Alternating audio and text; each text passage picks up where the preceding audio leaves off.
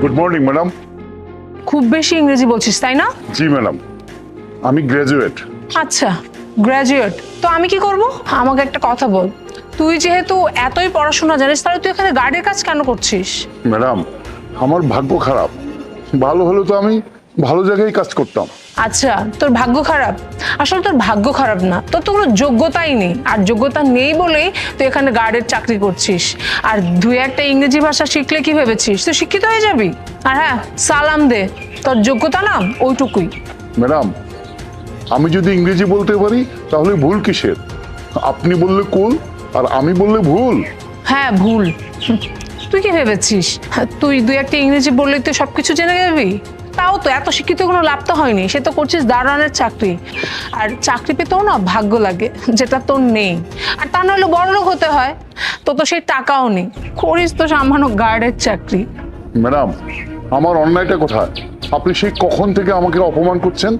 তোর ভুল এটাই যে তুই যোগ্যতার বাইরে গিয়ে বাহাদুরি করছিস। এবার বল, আমরা কি বলতো?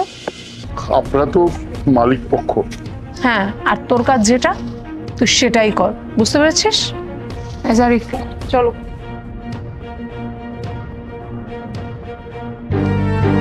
কি অবস্থা চাচা, কেমন আছেন? স্যার আসসালামু আলাইকুম, কেমন আছেন? কি ব্যাপার চাচা, আমি আপনাকে না কতবার বলে দিচ্ছি যে আমাকে আপনি স্যার বলবেন না, আমি আপনার ছেলের মতো। দেখো বাবা, টাকার গরমে মানুষ মানুষকে মানুষ মনে করে না। আর তুমি তুমি কি সুন্দর করে কথা বলো। তোমার সাথে কথা বললে আমার মনটা একটু ভরে যায়, আমি খুশি হয়ে যাই। তোমাকে দেখলে মনে হয় আজও মনুষ্যত্ব বেঁচে আছে। কি যে বলেন না চাচা, আপনি আমার বাবার বয়সে একজন মানুষ, বাবা সমতুল্য। আপনার সাথে খারাপ আচরণই বা কিভাবে করব, বা আপনাকে অসম্মানই বা কিভাবে করব? শোনো বাবা, আমি তোমার জন্য অনেক দোয়া করি, তুমি অনেক বড় হও, অনেক ভালো মানুষ হও। আচ্ছা ঠিক আছে, আমি তাহলে ভিতরে যাই, ইম্পর্টেন্ট মিটিং আছে। ভালো থাকবেন, দোয়া রাখবেন আমার জন্য। আচ্ছা। কি ব্যাপার? তোমাদেরকে আমি কত আগে বলেছি এই কাজটা করার জন্য, যদি তোমরা এইভাবে করো তাহলে কিভাবে হবে? কি ব্যাপার? ম্যাডাম, আজকে আমার অফিসে আসতে একটু লেট হয়ে গেছে, আর তাছাড়া কাজের প্রেশারও ছিল, তাই আর কি। তোমার খামখেয়ালির জন্য তো কাজ বন্ধ থাকলে হবে না। তোমার অনুবাদক কোথায়? ম্যাডাম, ট্রান্সলেটর মানে অনুবাদক তো ছুটিতে আছে। কি বললে? ছুটিতে? তোমার এই কাজটা আরো 15 দিন আগে করে দেওয়ার কথা ছিল। অনুবাদকটা আজকে কত ইম্পর্টেন্ট সেটা তুমি জানো? কতদিনের ছুটি? আর এবং কি আমাকে কেন জানানো হয় নাই? ম্যাডাম, উনি অ্যাক্সিডেন্ট করেছে, ওনার আরো কিছুদিন সময় লাগবে। আচ্ছা, এখন তোমরা কি বলতে চাও? আমি এই ভাষা শিখে আমি নিজেই বলবো? তোমরা এতবার ফ্রান্সদের সাথে মিটিং করলে তোমরা ভাষাটা শিখে নিতে পারলে না? ম্যাডাম, আসলে ফ্রান্স ভাষা তো অনেক কঠিন, তাই না? আর এই ভাষা সম্পর্কে আমরা খুবই অজ্ঞ। এত তাড়াতাড়ি আমরা এত কঠিন ভাষা কিভাবে শিখবো বলেন? হ্যাঁ, তোমার দিতে বা দোষ কোথায়? এখন মনে হচ্ছে এই টেন্ডারটা আমাদের হাত থেকে চলে যাবে, আর এই টেন্ডারটা যদি আমাদের হাত থেকে চলে যায় তাহলে তোমাদের কারো চাকরি থাকবে না। কথাটা মাথায় রেখো। Madam, I am really very sorry, আপনি আমাদেরকে চাকরি থেকে বের করে দিবেন না। ম্যাডাম, এই মুহূর্তে যদি চাকরি থেকে আমাদেরকে ছাড়াই দেন তাহলে অনেক বিপদে পড়ে যাবো। প্লিজ ম্যাডাম, একটা সুযোগ দেন। এখন আমি কি করব? এত কম সময়ের ভিতরে অনুবাদক কোথায় খুঁজে বের করব? আমি এত কথা বুঝি না, তোমরা কিছু একটা করো। Madam, if you don't mind, আমার কাছে একজন ট্রান্সলেটর আছে। আছে? কে? আমাদের যে সিকিউরিটি গার্ড আছে, উনি প্রায় 3টা ভাষায় কথা বলতে পারে, জার্মানি, ফ্রান্স আর রাশিয়ান। কি? গার্ড? আবির, তুমি এটা কি বলছো? আমি এখন একটা গার্ডের উপর ভরসা করব? আর এতবার একটা মিটিং বসবো একটা গার্ডের উপর ভরসা করে? ম্যাডাম, এত বড় ক্লায়েন্টের সামনে আমরা দারোয়ানকে বসাবো? বলছিলাম কি ম্যাডাম, আমরা যদি ওনার ড্রেস আপ চেঞ্জ করে দিই তাহলে কিন্তু কেউ বুঝতে পারবে না। আর সব থেকে বড় কথা, এখন তো আমরা একটা বিপদের মুখে আছি, বিপদ থেকে উদ্ধার হতে হবে। এখন যদি ওনাকে দিয়ে চেষ্টা করলে ব্যাপারটা আমাদের সর্ট আউট হয়ে যায় তাহলে খারাপ কি? কিন্তু গার্ড কিভাবে ট্রান্সলেট করবে? তোমাদের দুজনের কাছে কি আর কোনো উপায় আছে? আর কোনো উপায় যেহেতু নাই, যাও গার্ডকে ডেকে নিয়ে আসো। শিওর ম্যাম, আমি এক্ষুনি আছি। कुछ कहा है कुशुका उशुहा। বাহ, আপনি যে এত ভালো ফ্রান্সের কথা বলতে পারেন আমরা এটা ভাবতেই পারিনি। আপনার জন্য এত ভালো একটা ডিল আমরা কমপ্লিট করতে পারলাম। ধন্যবাদ ম্যাডাম। আচ্ছা, আমাকে একটা কথা বলেন তো, আপনি এত ভালো ফ্রান্সের ভাষা বলতে পারেন, তাহলে আপনি সামান্য গার্ডের চাকরি কেন করছেন? ম্যাডাম, আমার চাকরিটা খুব দরকার ছিল। তাছাড়া এই বয়সে চাকরি বা কি দেবে বলেন? আপনি এতদিন অনেক কষ্টের ভিতর দিয়ে দিন যাপন করেছেন, এখন আর আপনার সেটা করতে হবে না। আপনি আজ থেকে আমাদের অফিসে জব করবেন, আপনার স্যালারি হবে 50,000 টাকা। আপনি এসব কি বলছেন ম্যাডাম? অনেক ধন্যবাদ স্যার, আপনাকেও ধন্যবাদ স্যার।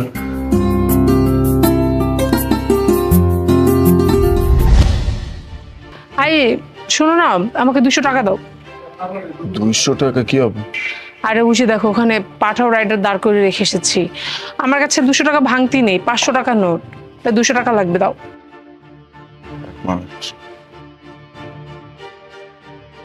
না,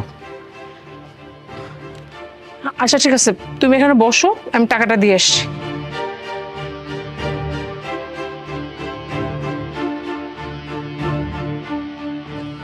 এই যে, এই নিন টাকা। আচ্ছা, আপনি এই বয়সে এসে কেন বাইক রাইড করছেন? আর তাছাড়া আমি দেখলাম যে আপনি ঠিকঠাক মতো বাইক রাইডও করতে পারছেন না, আপনার হাত কাঁপছিল। এই বয়সে আপনি বাইক রাইড না করলেও তো পারেন। সংসার চালাতে হয় তো মা, সেই জন্য বাইক চালাচ্ছি। আচ্ছা, সংসার চালানোর জন্য করতে হয়। কেন মা, আপনার কোনো ছেলে মেয়ে নেই? হ্যাঁ মা, আমার একটা ছেলে আছে। আপনার ছেলে থাকতেও আপনি বাইক চালান? তার মানে তো আপনার ছেলে নিশ্চয়ই ভালো কোনো ছেলে হবে না, নিশ্চয়ই তার আপনার কোনো খেয়াল রাখে না, তাই এই বয়সে এসে আপনার এই বাইক চালাতে হচ্ছে। না না মা, আপনি কোথাও ভুল করছেন। ও আচ্ছা, সরি সরি, আমার ভুল হচ্ছে, হতে পারে। আমার তো মনে হয় যে সারা জীবন আপনি হয়তো জুয়া খেলে এসেছেন, নেশা করেছেন, এই জন্য আপনার কাছে কোনো টাকা নেই, তাই শেষ বয়সে এসে আপনার এই বাইক রাইড করতে হচ্ছে। হ্যাঁ বুঝতে, আপনাদের মতো মানুষ না আসলে কোনোদিন ভালো হবে না। আপনারা সারা জীবন জুয়া নেশা এগুলো করে টাকা নষ্ট করবেন, শেষ বয়সে এসে পরে মানুষের দ্বারা এইভাবে করে কাজ করে খাবেন।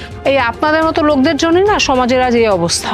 দেখো মা, আমি তোমার বাবার বয়সী একজন মানুষ, বাবার মতো। আমাকে এই কথাগুলো না বললেও তুমি পারতে। আসছে আপনি আমার বাবার মতো। আপনি কিভাবে আমার বাবার মতো হন? আমার বাবা কি আপনার মতো এরকম বাইক রাইড করে নাকি? হ্যাঁ, আসছে। কোথায় আপনি আর কোথায় আমার বাবা? শুনেন, আমার বাবার সাথে না আপনি কখনো আপনাকে মিলাতে যাবেন না। কি ব্যাপার, একটা ভাড়া মেটাইতে এতক্ষণ সময় লাগে? কি কথা বলতেছো এখানে? কি ব্যাপার, একটা ভাড়া ক্লিয়ার করতে এতক্ষণ সময় লাগে? আর সব থেকে বড় কথা, তুমি একটা রাইডারের সাথে কি এত কথা বলতেছো আমাকে বলো তো? আরে দেখো না, এই ওনার প্রতি আমার মায়া লেগে আমি তাকে কত ভালো ভালো কথা বললাম যে উনি কেন এত কষ্ট করে বাইক রাইড করছে, সে আমাকে কি উল্টাপাল্টা কথা বলছে। বাবা, তুমি তুমি রাইড শেয়ার করতেছো? আসলে বাবা, হয়েছে কি, আমি এটা করতাম না। 3 মাস আগে আমি যে চাকরিটা করতাম সেই চাকরিটা চলে গেছে, তাই সংসার খরচ জোগানোর জন্য আমি এই কাজটা করছি। আমি ভাবছিলাম তোকে এই কথাটা জানাবো, কিন্তু পরে ভাবলাম তুই লেখাপড়া করছিস, তুই আবার চিন্তায় পড়ে যাবি, তোর পড়ালেখার ব্যাঘাত ঘটুক, এটা আমি চাইনি, তাই তোকে জানাইনি বাবা। চুপ করুন, নাটক বন্ধ করুন। আরে উনি তোমার বাবা মানে? হ্যাঁ, কই তুমি তো কখনো আমাকে বলোনি যে তোমার বাবা এরকম পাঠা রাইড শেয়ার করে। হ্যাঁ, তার মানে তুমি এই ছোট লোক ভিখারির ছেলে? হ্যাঁ, এই ভিখারি তোমার বাবা হয় কিভাবে? আফরিন, একদম চুপ থাকো, আর একটাও ফালতু কথা তুমি বলবা না। হ্যাঁ, উনি আমার বাবা। আমার ভাবতেই অবাক লাগছে, এই ছোট লোকটা তোমার বাবা। আর একটাও ফালতু কথা আমি তোমার মুখ থেকে শুনতে চাই না, তাও আবার আমার বাবার সম্পর্কে। উনি আমার বাবা, উনি আমাকে জন্ম দিচ্ছেন, আমার জন্মদাতা পিতা। তুমি আমার গার্লফ্রেন্ড হইতে পারো, কিন্তু এই মানুষটা আমার জন্মদাতা পিতা। এই সামান্য পাঠাও ড্রাইভারের জন্য তুমি আমাকে চড় মারলে? তুমি না আমাকে ভালোবাসো? এই তোমার ভালোবাসা? হ্যাঁ মারলাম, এখন তো তোমাকে শুধু একটা থাপ্পড় দিছি। আমার বাবার সম্পর্কে যদি আর একটাও ফালতু কথা তুমি বলছো, আমি তোমাকে এমন মার মারবো, আয়নার সামনে গিয়ে নিজের চেহারা দেখে তুমি ভয় পাবা। তুমি কাকে অপমান করতেছো? কোন মানুষটাকে তুমি উল্টোপাল্টা কথা শোনাচ্ছ? যেই মানুষটা আমাকে পৃথিবীর আলো দেখাইছে, যেই মানুষটার বদৌলতে আজকে তুমি আমাকে পাইছো, সেই মানুষটাকে তুমি অপমান করতেছো। আরে এই মানুষটার কৃতজ্ঞতা আমি আজীবন স্বীকার করেও শেষ করতে পারবো না। উনি এত কষ্ট করেও প্রতিটা দিন আমার প্রত্যেকটা আবদার উনি পূরণ করছে। কখনো বলে নাই আমি এটা করতে পারবো না, আমি তোকে এটা দিতে পারবো না। আজকে সকালে কি হয়েছে জানো? বাবা, আমার কিছু টাকা লাগতো। টাকা আজ কি লাগবে বল না, কত লাগবে? 1000 টাকা হলেই চল। 1000 টাকা? আচ্ছা বাবা, টাকাটা দিয়ে কি করবি তুই? ওই ওই একটা বই কিনতাম তো, এই জন্য। আচ্ছা দেখি।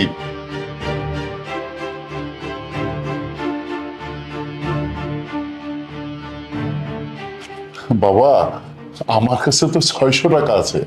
আচ্ছা ঠিক আছে বাবা, লাগবে না, তুমি রেখে দাও, আমি কোনো বন্ধুর কাছ থেকে ম্যানেজ করে নিব। না না, ঠিক আছে, সমস্যা নাই। আমি তো কালকে বেতন পাবো, তুই এটা রাখ। রাখ বাবা। আচ্ছা লাগবে না বলছি তো, তুমি রেখে দাও না। এটা কি বললি বাবা?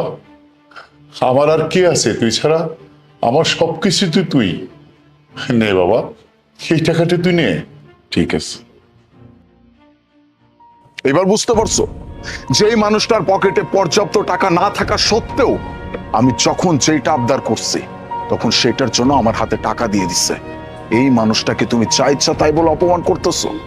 এই মানুষটা আমার আবদার কখনো অপূর্ণ রাখে নাই, আর সেই মানুষটাকে তুমি আমার চোখের সামনে অপমান করবে আর আমি তোমাকে ছেড়ে দিব? আসলে ব্যাপারটা কি জানো, তোমার মতো মেয়েরা কখনো কোনোদিন সংসারই করতে পারবে না। তোমরা মানুষকে ভালোই বাসতে জানো না, মানুষের সাথে কিভাবে কথা বলতে হয়, কিভাবে আচরণ করতে হয়, এতটুকু ম্যানার্স তোমাদের ভিতরে নেই। এরকম মেয়ের সাথে আর যাই হোক কোন রকম সম্পর্ক রাখা যায় না। তোমার সাথে আজকের পর থেকে আমার সব সম্পর্ক শেষ। নেক্সট টাইম আমার সাথে কোন রকম কন্ট্যাক্ট করার চেষ্টা করবা না। যাও এখান থেকে। ও আচ্ছা, তুই আমার সাথে কি রিলেশন রাখবি না? আমি তোর সাথে রিলেশন রাখবো না? তোর মতো এরকম 2 টাকা ছেলের সাথে আমি রিলেশন রাখবো? হ্যাঁ, প্রশ্নই আসে না। আমি যদি আগেই জানতাম যে তুই এরকম ভিখারির একটা ছেলে, আমি জীবনে তোর সাথে রিলেশনই করতাম না। আর তোর মতো একটা ছেলের সাথে না সম্পর্ক রাখার কোনো ইচ্ছাও আমার নেই। 2 টাকার এই ছেলের সাথে আমি কি রিলেশন রাখবো? হ্যাঁ, আর তোর সাথে যদি আমি রিলেশন রাখি না, তোর বাবা যেমন আজকে পাঠাও ড্রাইভার, তুইও কিছুদিন পরে পাঠাও ড্রাইভারই হবি। আর তোকে বিয়ে করে কি আমি নিজে পস্তাবো নাকি? তোর সাথে আমার রিলেশন শেষ, বুঝতে পেরেছিস? তুই আমার সাথে আজকের পর আর কোনো যোগাযোগ করবি না। মা, তুমি কেন আমার ছেলের সাথে এইভাবে ব্যবহার করছো? আসলে আমি জানতাম না তুমি আমার ছেলেকে ভালোবাসো, তাহলে আমি কখনো তোমাকে এর আইডি নিতাম না। তাছাড়া আমার এই সমস্যাটা মাত্র 3 মাসের, না হলে আমাদের ফ্যামিলিটা অনেক ভালো, অনেক এস্টাবলিশ ফ্যামিলি। এইসব নিয়ে তুমি ভেবো না মা। আই, আপনি চুপ করুন। আপনার মতো ভিখারির মুখ থেকে না আমি কোনো কথা শুনতে চাই না। ছোট লোক কোথাকার, আপনার জন্যই না আজকে আমাদের মধ্যে ঝামেলা লেগেছে। আপনি যদি ওর বাবা না হতেন তাহলে আমাদের মধ্যে এত ঝামেলাও লাগতো না। এই একদম চুপ, ডোন্ট ক্রস ইওর লিমিট। আমি বলছি না, আমার বাবার সাথে একটাও ফালতু আচরণ করলে আমি কিন্তু তোকে ছেড়ে কথা বলবো না। চলে যেতে বলছি এখান থেকে, যা যাও। এই মেয়ে দাঁড়াও, তুমি বলেছিলে না আমি আমার সন্তানকে মানুষ করতে পারিনি?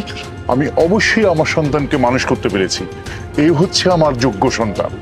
এই যে যাওয়ার আগে একটা কথা শুনে যাও, আমার বাবার জন্য তোমার মতো 1000টা মেয়েকেও আমি ছাড়তে রাজি আছি। কারণ আমার বাবা একদিকে, পুরো দুনিয়া একদিকে। আমার বাবা আমার পুরো দুনিয়া। এই মানুষটাকে যে ব্যক্তি অসম্মান করে কথা বলবে আমি সেই ব্যক্তিকেই দেখে নিব, সে যেই হোক না কেন। বাই দ্য ওয়ে, ভাগ্যক্রমে আল্লাহ পাক আমাকে তোমার আসল রূপটা দেখাই দিচ্ছে, নয়তো তোমার সাথে যদি আমার বিয়ে হতো না জানি আমাদের সংসারে কতটা অশান্তি নেমে আসতো। এখানে দাঁড়াচ্ছ কেন? যাও এখান থেকে।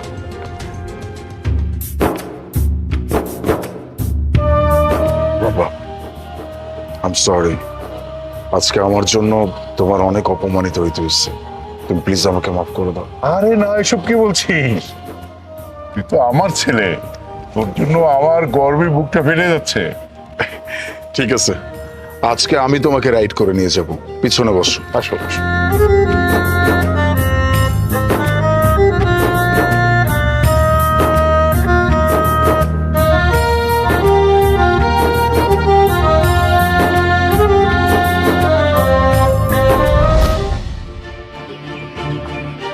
আরে রুনা, তুই এখানে?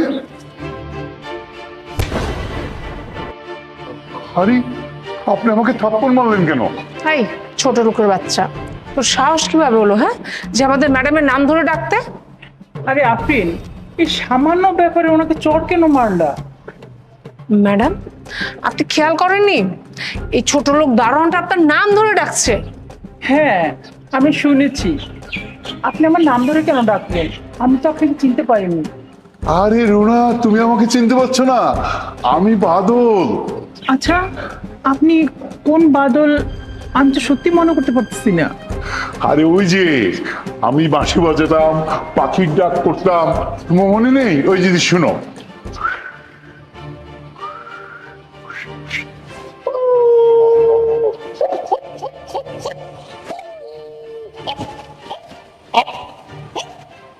ভুলে গেছো তুমি? এসো। ও বাদল, হ্যাঁ তোমাকে আমি চিনতে পেরেছি, কিন্তু তুমি এখানে কি করছো? আমি তো বিশ্বাসই করতে পারতেছি না যে তোমাকে আমি এখানে দেখতে পাবো, কিন্তু তোমার এই অবস্থা কেন? আসলে আমার ভাগ্যটাই খারাপ।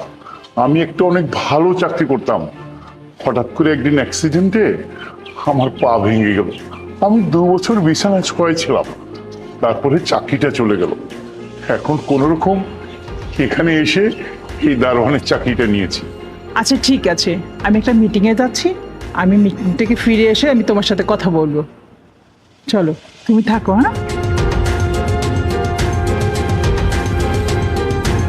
হ্যাঁ, বাবা, আমার বন্ধু এই অফিসে, কত বড় অফিস, কত বড় অফিসার, আমার কি খুশি লাগতেছে।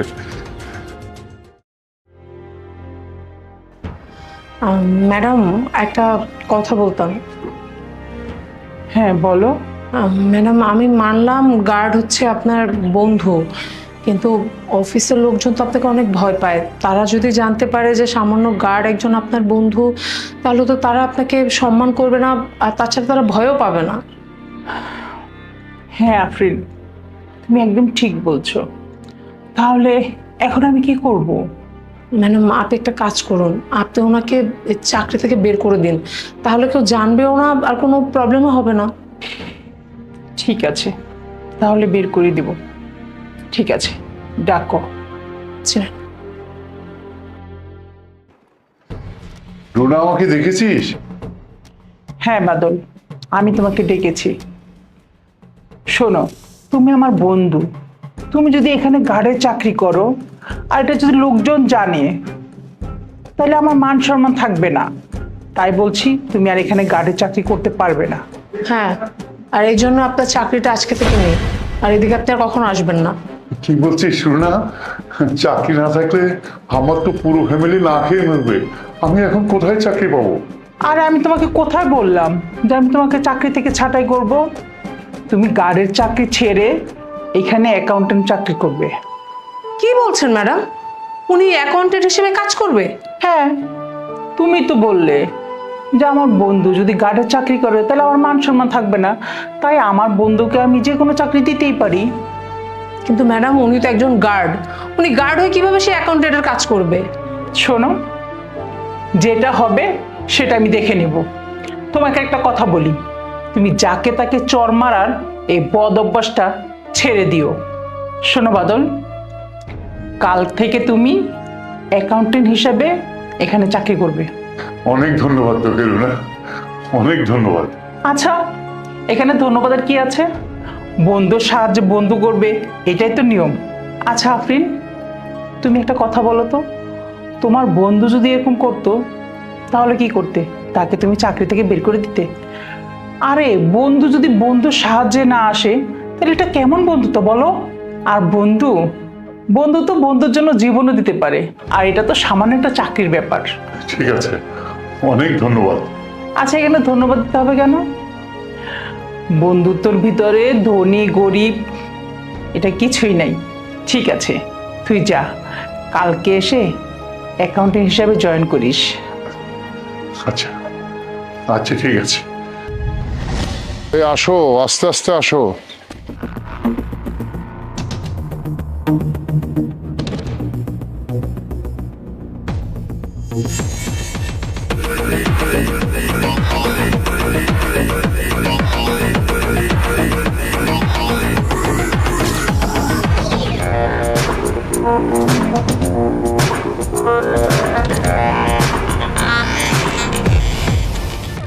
আরে এইটা খোলা কেন? কি জানি আমি তো জানি না, কই তুমি? কই? আরে আসো আসো আসো।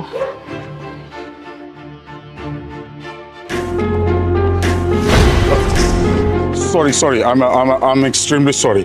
Please, don't mind. It's okay. কিরে, তুই আমার ব্যাগটা কেন নিলি? তার মানে তুই অন্ধ না? না, আমি অন্ধ না। তুই মেবি ছিনতাইকারী। দে আমার ব্যাগটা দে। একদম না। ব্যাগে টাচ করার একদম চেষ্টাও করবেন না। টাচ করার চেষ্টাও করবো না মানে? এটা আমার ব্যাগ। ব্যাগটা দিবি নাকি আমি পুলিশে ফোন করব? আচ্ছা, পুলিশ ডাকবেন? ঠিক আছে, এক কাজ করেন, পুলিশকে ডাকেন। পুলিশ আসুক, পুলিশও দেখুক আসলে এখানে ঘটছেটা কি। পুলিশ তো আর অন্ধ না। ওয়েট আ মিনিট, পুলিশ কিন্তু এটাও দেখবে। কি এবার বুঝতে পারছেন আমি কেন আপনার কাছ থেকে ব্যাগটা কেড়ে নিছি? কেন আপনার কাছ থেকে ব্যাগটা আমি ছিনতাই করছি? ছি ছি ছি ছি, একটা মানুষ ঠিক কতটা নিচে নেমে গেলে এরকম কাজ করতে পারে। আরে দুইটা অন্ধ মানুষ, বৃদ্ধ মানুষ, তাদের পেনশনের টাকা নিয়ে বাড়িতে যাচ্ছিল, আর আপনি কি করলেন? তাদের অসহায়ত্বের সুযোগ নিলেন, তাদের কাছ থেকে তাদের টাকাটা আপনি চুরি করে নিলেন, ছিনতাই করে নিলেন। আর সেটা কি বলতেছেন? নিজের টাকা, নিজের টাকা দাবি করতেছেন। এই ব্যাগে যে টাকাগুলো আছে সেই টাকাগুলোর আসল মালিক ওই দুইজন বৃদ্ধ মানুষ, আপনি না। আপনার কি বিবেকে একটুও বাঁধলো না? এই টাকাগুলো যে আপনি ওনাদের কাছ থেকে চুরি করতেছিলেন, এই টাকাগুলো দিয়ে ওদের পুরো সংসারটা চলে। ও, এই টাকা পেলে তো আপনার পুরো মাসটা আরামে চলে যাবে, কিন্তু একটাবারও এটা চিন্তা করেন নাই এই টাকা দিয়ে তাদের সংসারটা চলে। ওই অন্ধ মানুষগুলো কার কাছে গিয়ে সাহায্য চাবে? হ্যাঁ, কিভাবে নিজেদের সংসার চালাবে একবারও ভেবে দেখছেন আপনি? পুলিশকে আপনি কি ডাকবেন? পুলিশকে তো এখন আমি কল করব। প্লিজ প্লিজ প্লিজ আপনি পুলিশ ডাকবেন না। আমার ভুল হয়ে গেছে। আসলে অন্ধ দুজন মানুষের কাছে এতগুলো টাকা দেখে না আমি লোভে পড়ে গিয়েছিলাম। আমি চিন্তা করেছিলাম যে এই বুড়ো লোকগুলোর এতগুলো টাকা দিয়ে কি করবে, এজন্য আমি টাকাটা চুরি করেছি। আপনি প্লিজ আমাকে পুলিশে দেবেন না। এই ভিডিওটা আপনি ডিলিট করে দেন। আমি আপনাকে কথা দিচ্ছি আমি কখনো এই ধরনের কাজ করব না। Video delete? নেভার। এই ভিডিও ডিলিট করা হবে না, কারণ আপনাদের মতো মানুষ সুযোগ পেলে আবারও এরকম কাজ করবে। আপনি যেন এরকম কাজ আর কখনো না করতে পারেন, এই জন্য এই ভিডিওটা আমি কখনো ডিলিট করব না। নেক্সট টাইম যদি এরকম কোনো কিছু আমার চোখে পড়ে বা আমার কানে আসে, সেদিন এই ভিডিওর মাধ্যমে আমি আপনাকে উপযুক্ত শাস্তি দেব। আর এই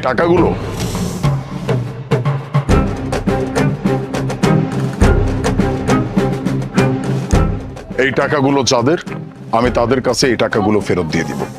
আচ্ছা ঠিক আছে, আপনি তাদেরকে টাকাগুলো ফিরিয়ে দিন, কিন্তু আপনি ভিডিওটা ডিলিট করে দিন। আমি আপনার কাছে হাত জোর করে মাফ চাচ্ছি। আপনি প্লিজ আমাকে মাফ করে দিন।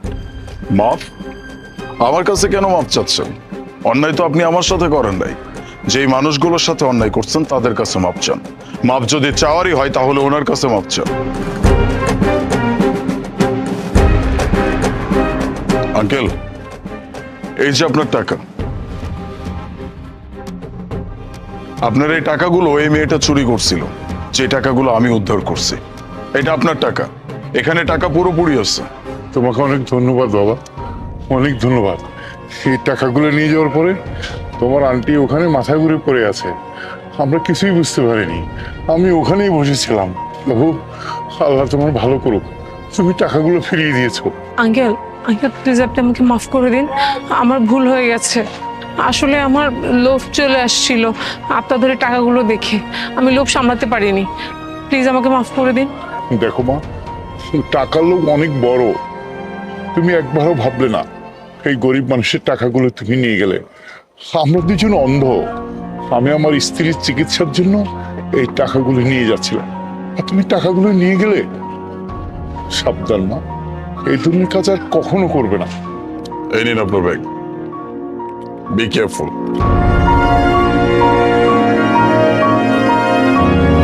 আঙ্কেল, আপনি চলুন, আমি আপনাকে আগায় দিচ্ছি।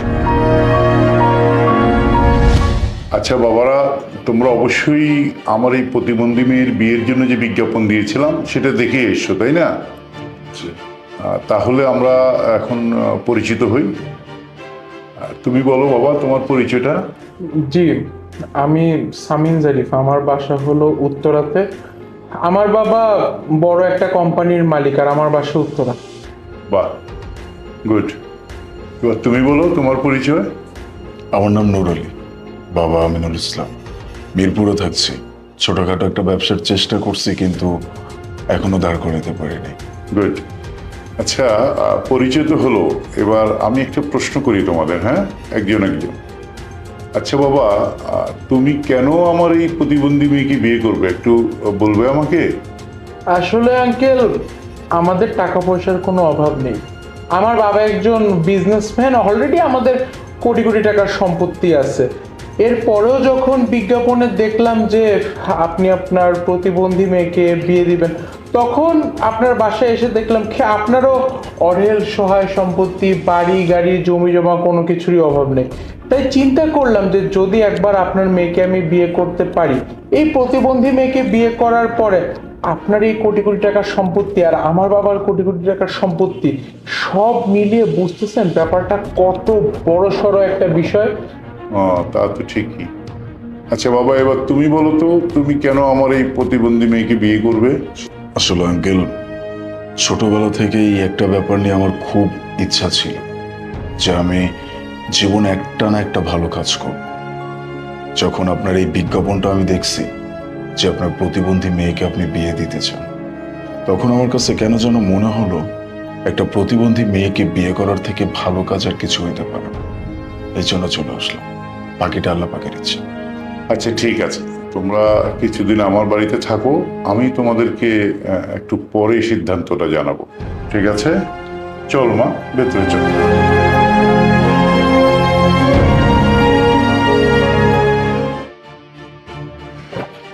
আরে বাবা, কোথা থেকে আসলা? মসজিদে গেছিলাম, নামাজ পড়ে আসলাম।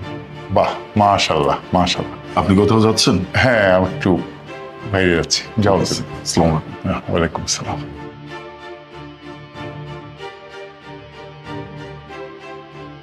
বাহ, এরকম ছেলেই তো আমার দরকার। মাশাআল্লাহ মাশাআল্লাহ। দেখি দেখি আরেকটার কি অবস্থা, তার খোঁজ খবর নিয়ে আসি।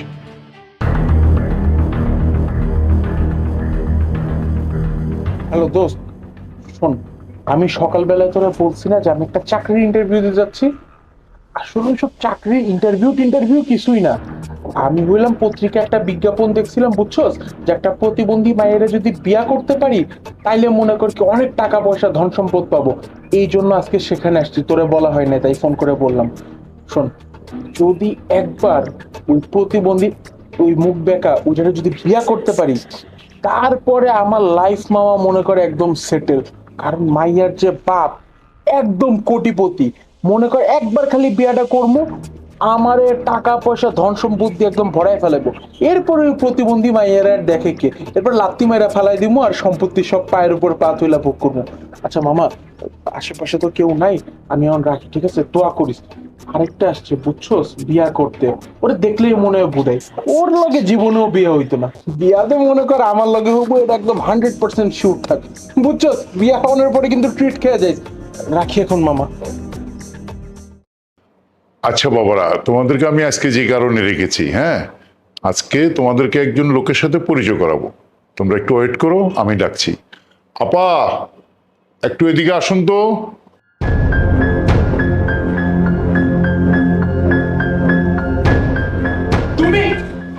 তুমি এখানে কি করতেছো? তুমি চেনো নাকি ওনাকে? আসলে শ্বশুর আব্বা হয়েছে কি, ওই যে উনি হইলো আমাদের বাসার কাজের বুয়া, বুঝছেন? আমার বাবা তো কোটিপতি বিজনেসম্যান, আপনাকে বলছিলাম না। এই মহিলা আমাদের বাসায় কাজের লোক সেজে এসে আমার বাবার সম্পত্তি আত্মসাৎ করতে চায়, বুঝছেন? একে বের করে দেন, একটা ফ্রড চিটার। এই কাজের বউকে বের করেন। থামো, কি বললে? কাজের বুয়া? শোনো, তোমাকে আমি আগেই ভেবেছিলাম তুমি একটা দুষ্ট, যার কারণে তোমাকে আমি ফলো করেছি। তুমি ওই দিন বারান্দা দাঁড়িয়ে দাঁড়িয়ে কি বলছিলে আমি সব শুনিনি? আমি অবশ্যই শুনেছি। তারপর আমি তোমার সব খোঁজ নিয়েছি। খোঁজ নিয়ে জানতে বললাম তোমার বাড়িতে বউ আছে, সেই বউ পোয়াতি। পোয়াতিকে তুমি ভালো করে চিকিৎসা করাতে পারছো না, আর তোমার মাও না খেয়ে আছে, মাকেও ঠিক মতো খাওয়াতে পারছো না।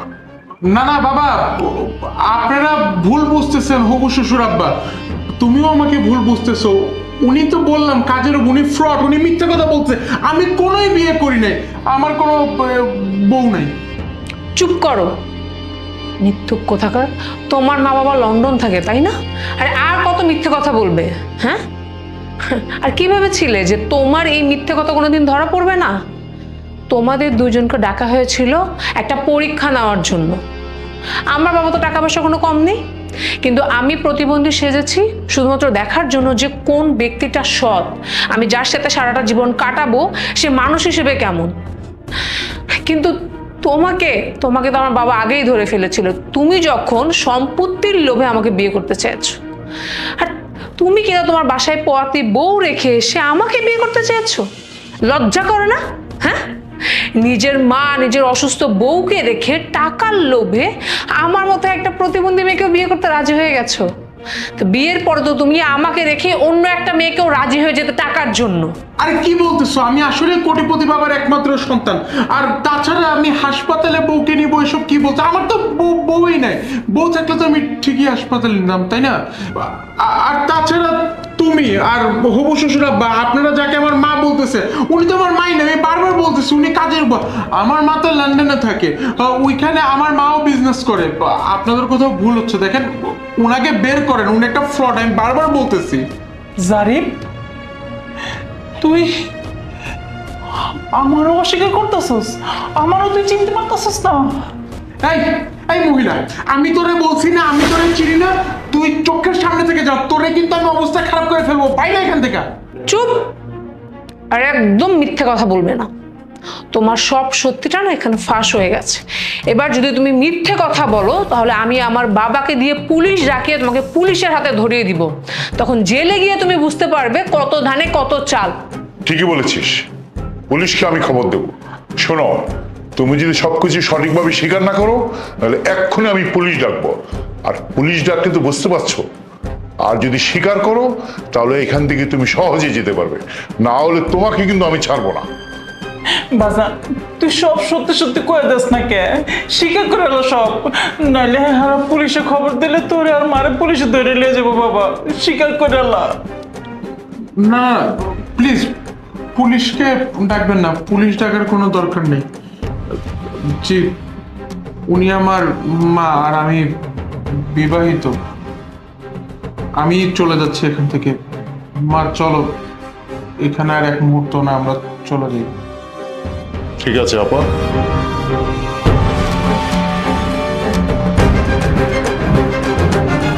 বসো বাবু। আঙ্কেল, আমার ছোট্ট একটা প্রশ্ন ছিল। আপনার মেয়েকে দেখে তো কোনো অ্যাঙ্গেল থেকেই মনে হচ্ছে না যে সে একজন প্রতিবন্ধী। তাহলে এত বড় একটা নাটক কেন সাজাইলেন? দেখো বাবা, আমি তো বাবা, আমার টাকা পয়সা ধন দৌলত কোনো কিছুর অভাব নেই। আমার একটা মাত্র মেয়ে, তাই আমার মেয়েকে আমি কার হাতে তুলে দেব এটা পরীক্ষা করার জন্যই এই কাজটুকু আমি করেছি। আর তুমি যাবে কেন বাবা? তুমি তো স্বর্ণের টুকরো ছেলে। আমি তো অনেক খোঁজাখুঁজি করে এই অভিনয় করে তোমার মতো একটা ছেলেকে চেয়েছিলাম। দেখুন আঙ্কেল, আমি যখন পত্রিকায় আপনার মেয়ের বিয়ের প্রস্তাবটা পাইছি তখন সেখানে উল্লেখ করা ছিল যে আপনার মেয়ে একজন প্রতিবন্ধী, আর একজন প্রতিবন্ধী মেয়েকে বিয়ে করার থেকে ভালো কাজ আর কিছু হইতে পারে না। এই জন্য আমি আপনার মেয়েকে বিয়ে করতে আসছিলাম। কিন্তু এখন তো দেখতেছি আপনার মেয়ে একদম সুস্থ আছে। আপনারা শুধুমাত্র একটা নাটক করছেন একটা ভালো মানুষের আশায়। আমি মনে করি এই বিয়েটা আমার না করাটাই বেটার হবে। তুমি তুমি আমার মেয়েকে বিয়ে করো বাবা, তুমি আমার মেয়ের যোগ্য একজন পাত্র। ঠিক আছে আঙ্কেল, আপনি যেহেতু একটা সিদ্ধান্ত নিয়েই নিচ্ছেন, এখানে আমার আর কিছু বলার নেই। আর আপনি গুরুজন মানুষ, যেটা বিচার করছেন অবশ্যই কোনো না কোনো কিছু ভেবে চিন্তেই বিচার করছেন। আমার কোনো আপত্তি নাই, কিন্তু আপনার মেয়েকে আগে জিজ্ঞেস করুন তার কোনো আপত্তি আছে কিনা। ঠিক আছে, আমি মেয়েকে জিজ্ঞেস করছি। কি রে মা, তোর কি এই ব্যাপারে কোনো আপত্তি আছে? বাবা, আমি কি তোমার কোনো কথা কখনো ফেলেছি? তুমি আমার জন্য যা সিদ্ধান্ত নিবে আমি সেটাই মাথা পেতে নিব। ঠিক আছে, তোমরা দুজনে কথা বলো, আমি আসছি। আমি এখনই প্রমাণ করে দিচ্ছি যে মা বড় নাকি বউ বড়।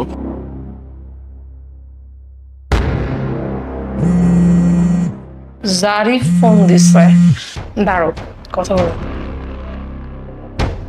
হ্যালো, হ্যাঁ জারিফ বল। হ্যালো ভাবি, ভাবি সর্বনাশ হয়ে গেছে। আলিফ ভাই তো অ্যাক্সিডেন্ট করছে, হাত পা একদম মানে ছিঁড়ে বেড়ে একাকার, মাথার মধ্যে 16টা সেলাই লাগছে, একদম মগজ খুলে বেরো যাওয়ার মতো অবস্থা। তো তুমি যেমনে করে পারো তাহলে সাহেবকে একটু বলো না 3 লাখ টাকা নিয়ে হসপিটাল আসতে, আমি হসপিটালের ঠিকানা পাঠিয়ে দিচ্ছি। কি বলছিস তুই?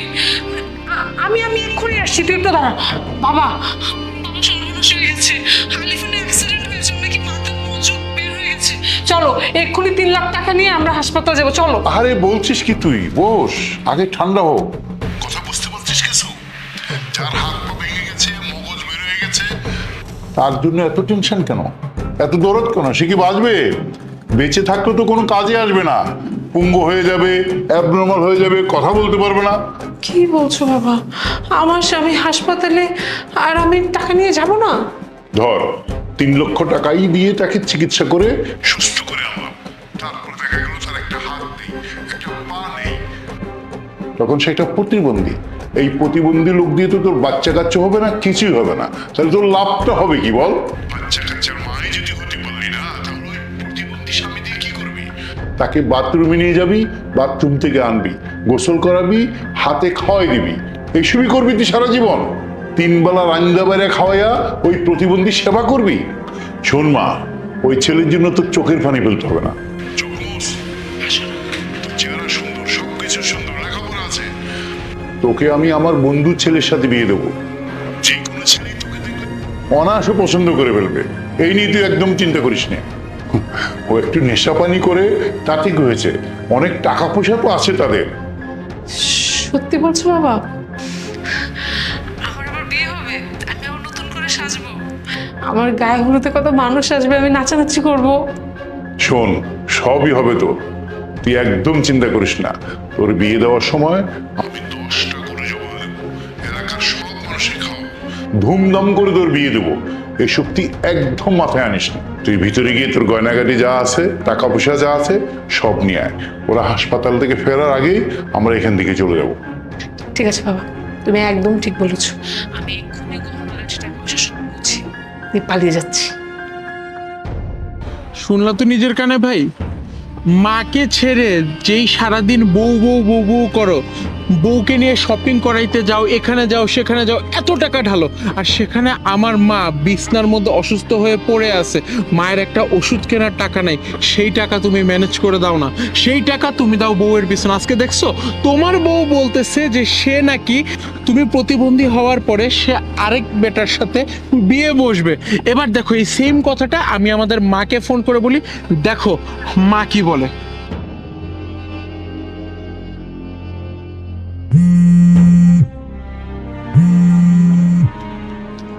জারিফ, হ্যালো। হ্যালো মা, মা আমার যে বড় ভাই আছে আলিফ ভাই, আলিফ ভাই তো অ্যাক্সিডেন্ট করে একদম বেডে শুয়ে আছে, মগজ টগজ বের হয়ে গেছে, হাতটা একদম মানে ছিলে গেছে। ওইখানে ডাক্তার বলছে কি 2-3 লাখ টাকা লাগবে অপারেশনের জন্য। মা যেমনি করে পারো এই টাকাটা একটু ব্যবস্থা করে তুমি দাও না। কি হয়েছে আমার আলিফের? কি কেমন অ্যাক্সিডেন্ট হইলো বাবা? এতগুলো টাকা, 2-3 লাখ টাকা আমি এখন কই পাবো?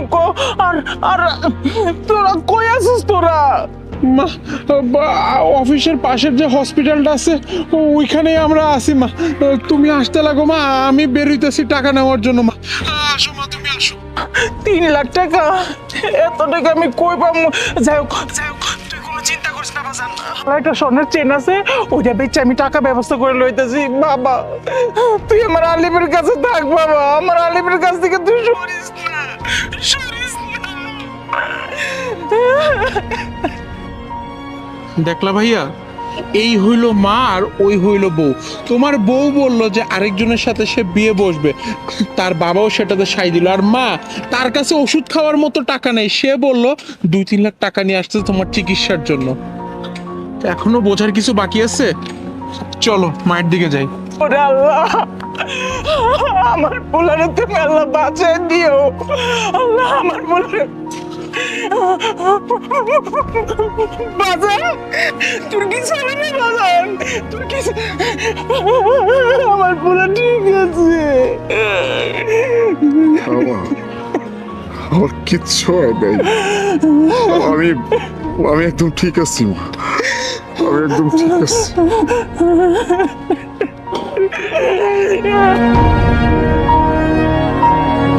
তাহলে জারিফ যখন তোর মাথার মজক বাইরে গেছে, তোর পাটা সবকিছু কাইটে গেছে, এটা কেন করলো? মা, আজকে আমার ছোট ভাই আমার চোখ খুলে দিছে মা।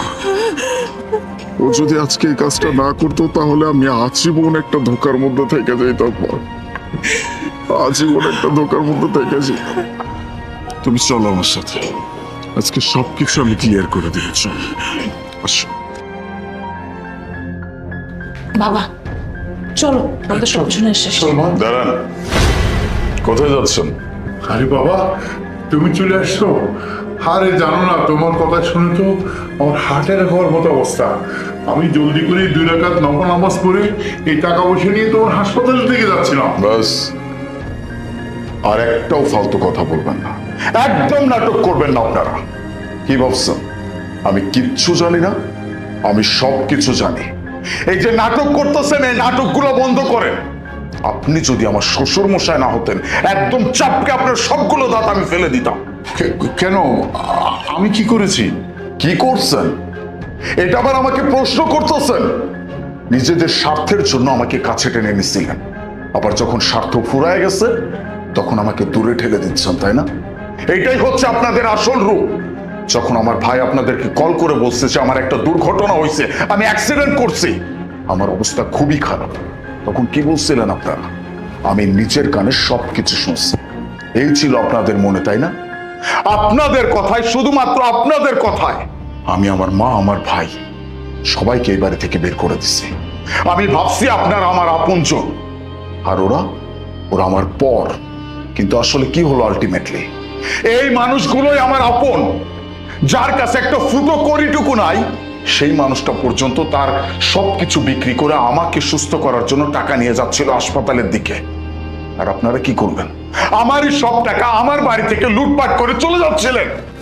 এই ছিল আপনাদের ভিতরে, আপনাদের মনের ভিতরে এই সব কিছুই ছিল। আলিফ, তুমি আমাদের সাথে এমন ব্যবহার করছো কেন? তোমার এই কথা শুনে তো আমার প্রাণটাই বের হয়ে যাচ্ছিল। বাবাকে তো কান্নাকাটি করছিল।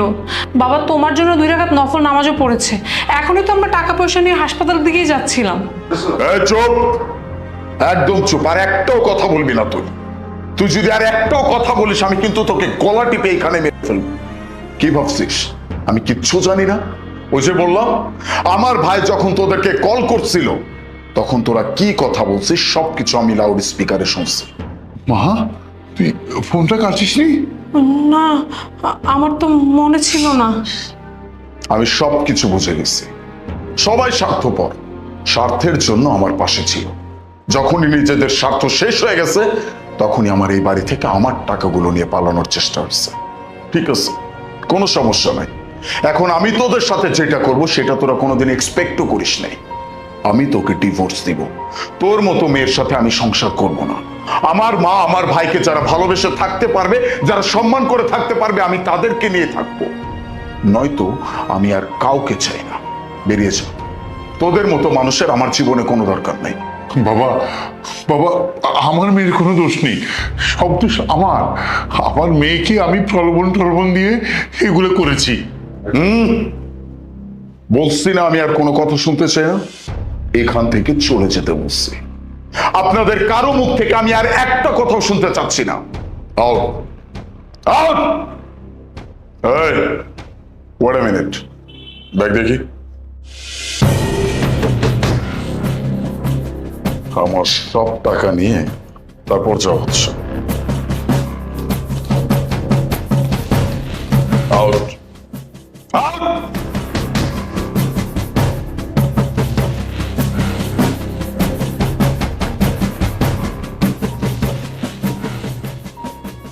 মা, তুমি প্লিজ আমাকে মাফ করে দাও। আমি সবকিছু বুঝতে পারছি। আজকের পর থেকে আমি তোমাদের সাথে আর কোনো রকম অন্যায় করবো না, না তোমার সাথে কোনো খারাপ আচরণ করবো। ওই যে বলছিলাম, তোর কথাটা মনে আছে? কি ব্যাপার, বাবা মেয়ে মিলে কি গল্প করা হচ্ছে?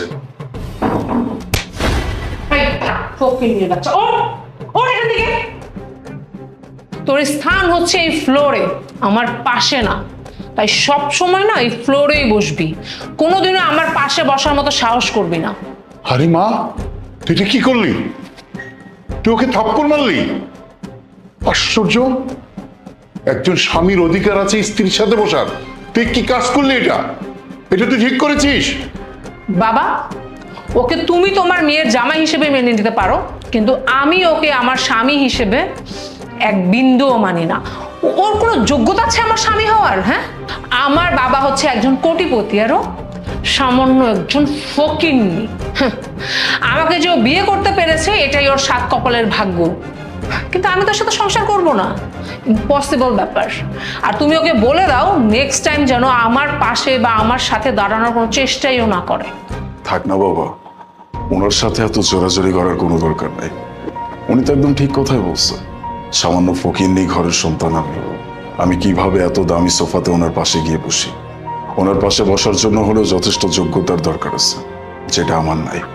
আর আপনি কেন চিন্তা করতেছেন? আমি একটা গরিব ঘরের সন্তান, এরকম মেঝেতে বসার অভ্যাস আমার আছে, চিন্তা করবেন না।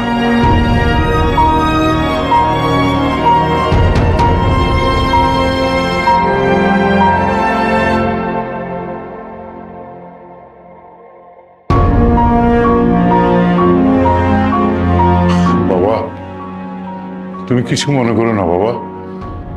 আমার মেয়ের পক্ষ থেকে আমি তোমার কাছে ক্ষমা চাইছি বাবা, তুমি কিচ্ছু মনে করো না। না না আব্বা, আপনি আমার কাছে এভাবে ক্ষমা চাচ্ছেন কেন? আপনি আমার গুরুজন, আপনি যদি আমার কাছে এভাবে ক্ষমা চান, ব্যাপারটা কেমন দেখা যায় না? আর উনি হয়তো আমার উপর একটু রাগ, এই জন্য এমন আচরণ করতেছে।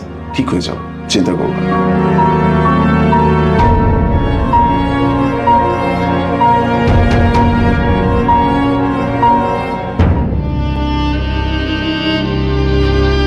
কি রে, তুই আমার রুমে ঢুকেছিস কোন সাহসে? হ্যাঁ, এক্ষুনি আমার রুম থেকে বের হয়ে যা। আমার রুমে থাকার মতো যোগ্যতা না তোর এখনো হয়নি, বুঝতে পেরেছিস? আজব ব্যাপার, এইভাবে কেন বলছেন? দেখেন, আপনি হয়তো আমাকে মানতে পারতেছেন না, কিন্তু সবাই তো জানে যে আমাদের বিয়ে হয়েছে, আমরা হাজব্যান্ড ওয়াইফ।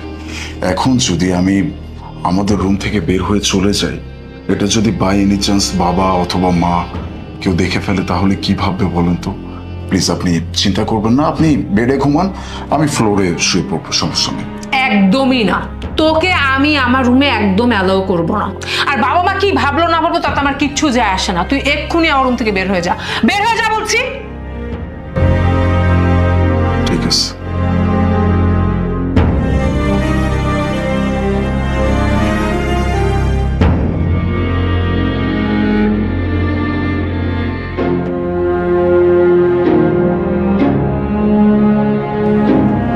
কি হয়েছে বাবা, তোমাকে দেখে খুব চিন্তিত মনে হচ্ছে। হ্যাঁ মা, অনেক বড় সমস্যা হয়ে গেছে। সমস্যা হয়ে গেছে? কি হয়েছে? ব্যবসার জন্য ব্যাংক থেকে 10 কোটি টাকা লোন নিয়েছিলাম, কিন্তু ব্যবসাটা তো শেষ পর্যন্ত আমি রান করতে পারিনি। সব টাকাগুলো লস হয়ে গেছে। এখন এখন কি করব বুঝতে পারছি না। ব্যাংক কিন্তু টাকার জন্য খুব চাপ দিচ্ছে আমাকে। বাবা, কোনো চিন্তা করো না, এমনিতে তোমার বয়স হয়েছে, আর বেশি চিন্তা করলে তো তোমার শরীর খারাপ হয়ে যাবে। আর এমনিতেই কোনো না কোনো কিছু তো ঠিক ম্যানেজ হয়ে যাবে, তুমি এটা নিয়ে একদম চিন্তা করো না। আসসালামু আলাইকুম স্যার, আই এম সামিন জারি ফ্রম ব্যাংক ওয়াই।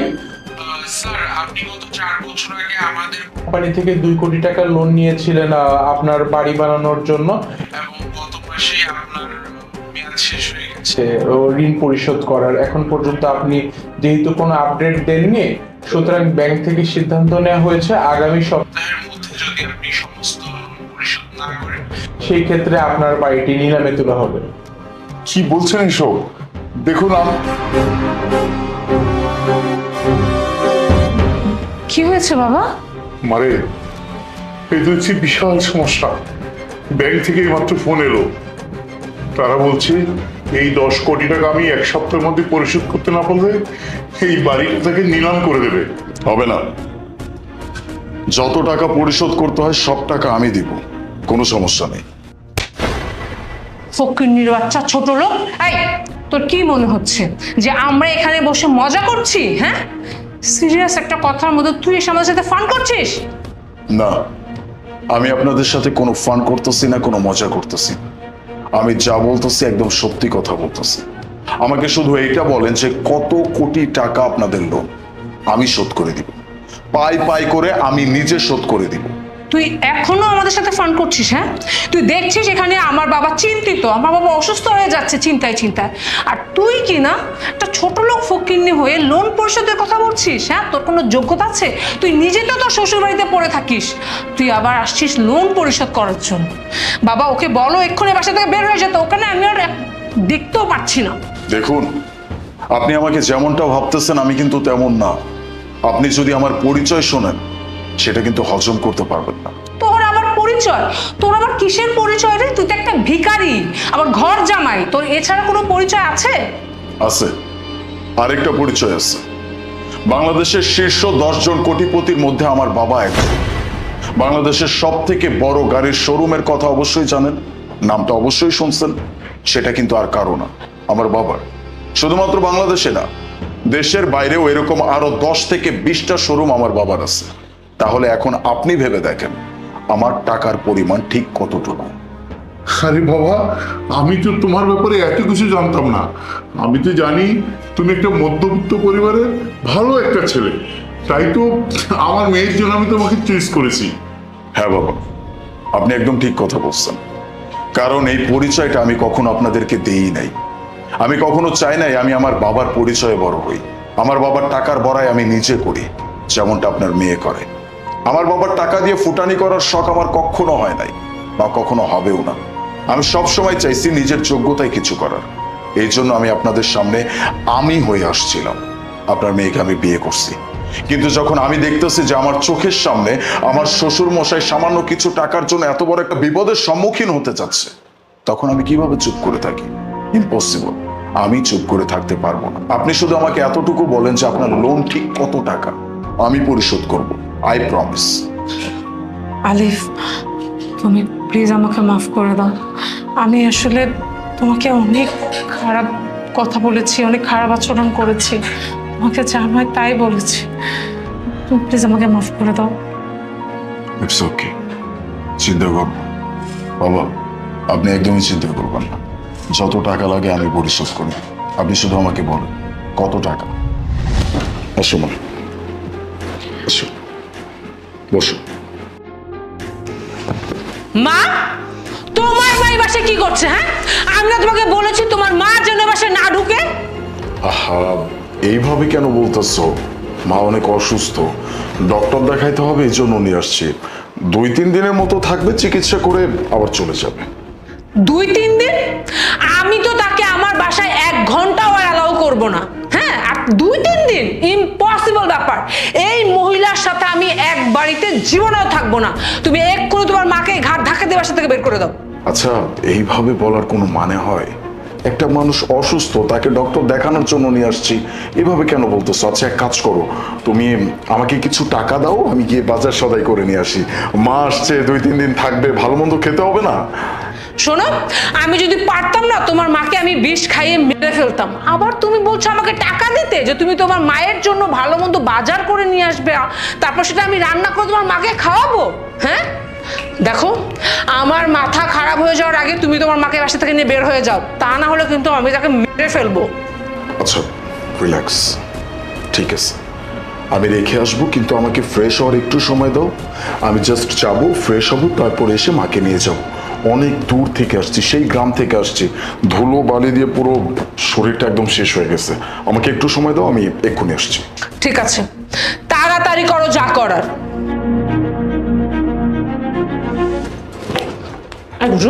ওর বলছি খুব শক্ত তাই না, যে আমার বাসায় তুই থাকবি, এত সহজ আমার বাসায় থাকা? হ্যাঁ, তুই যদি আমার বাসায় থাকিস না, তোকে আমি রাতে না ঘুমের মধ্যে বালিশ চাপা দিয়ে মেরে ফেলবো। তোকে তো এমনি ছাড়বো না, দাঁড়া, তোকে তো আমি মজা দেখাচ্ছি।